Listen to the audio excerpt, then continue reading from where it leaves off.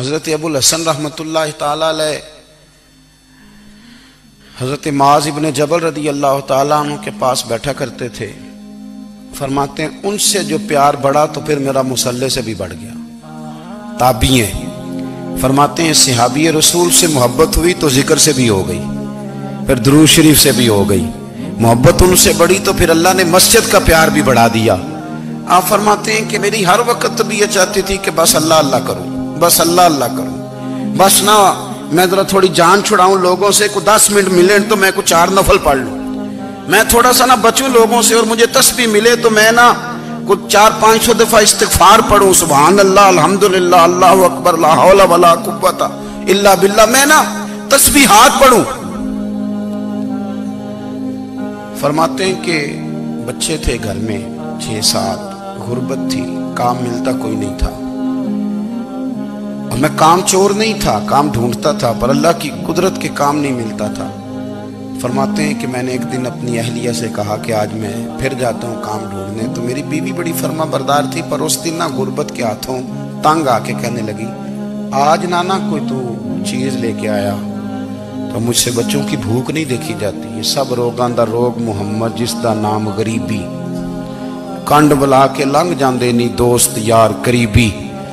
آج نہ کچھ لے کے آیا تو میں بچے لے کے میکے چلی جاؤں گی.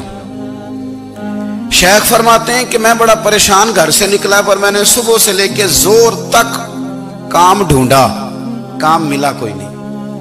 تو میرے دل میں خیال آیا چلو کام نہیں ملتا تو اللہ اللہ تو کرے نا, چلو بندوں کی مزدوری نہیں ملتی تو رب کریم کی عبادت ہی کرتے ہیں. فرماتے ہیں کہ میں نے نا فرات کے پانی سے وضو کیا, نہر کے, شدید دھوپ تھی, ساتھ ریت تھی اور ریت تپ رہی تھی. میں نے اپنا رومال وہیں مصلی کے طور پر بچھا لیا, اور فرماتے ہیں کہ زور سے لے کر عصر تک نماز پڑھی. دھوپ بھی پورے زور پہ, پر میرے سجدے کا ذوق بھی پورے زور پہ. فرماتے ہیں سورج بھی چمک رہا ہے اور رب کی عبادت کا ذوق بھی پورے زور پہ. میں سجدہ کروں تو پھر میرا اٹھانے کو جی نہ چاہے. میرے استاد لکھا کرتے تھے, یہ ان کا شعر ہے, وہ کہا کرتے تھے مجھے سوز دے, مجھے ساز دے, اور مجھے نیم شب کا نیاز دے, دم سجدہ خود کو میں توڑ دوں, مجھے ایسا ذوق نماز دے.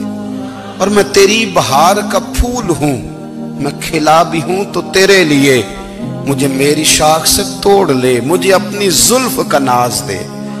بھائی فرماتے ہیں کہ عصر تک میں نے نفل پڑھے, دل ڈھلنے لگا, عصر کی نماز پڑھی اور میں وہاں سے چلا.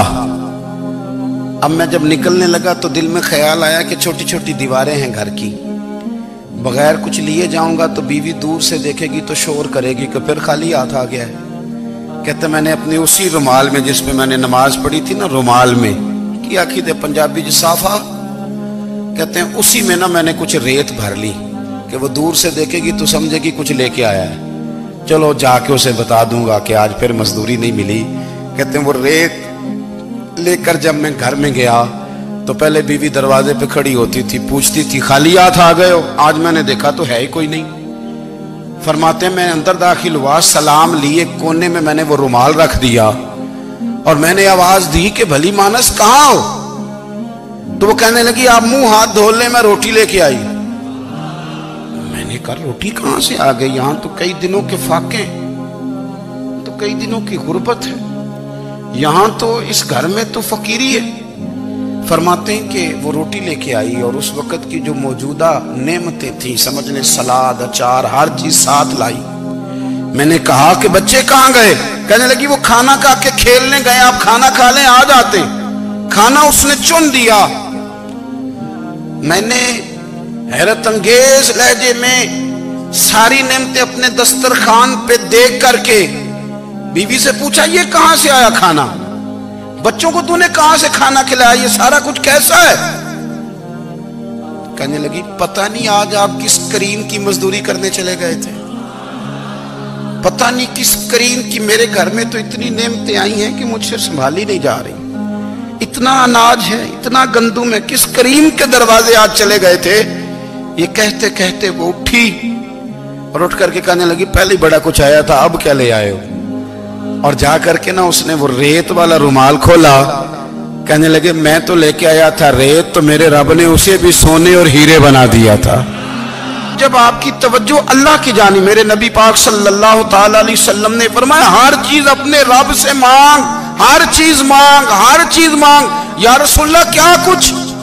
میرے محبوب نے فرمایا تیرے گھر میں نمک بھی ختم ہو جائے تو وہ بھی اپنے رب سے مانگا کر، تو مانگنا وہ تجھے دے گا، تو اس کی بارگاہ میں کشکول طلب دراز تو کرنا۔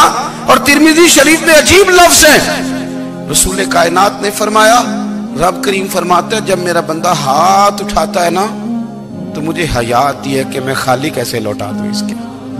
اتنے بڑے بادشاہ کی بارگاہ میں، او بھائی لوگوں سے عزتیں تلاش کرتے ہو تو وہ کیا تمہیں عزت دیں گے؟ وہ تو کل اچھا کہتے ہیں پرسوں برا کہنے لگ جاتے ہیں۔ لوگوں کے سامنے گڈ بک میں آنا چاہو گے تو وہ تو سویرے تمہارے بارے میں کچھ کہیں گے، شام کچھ اور کہیں گے۔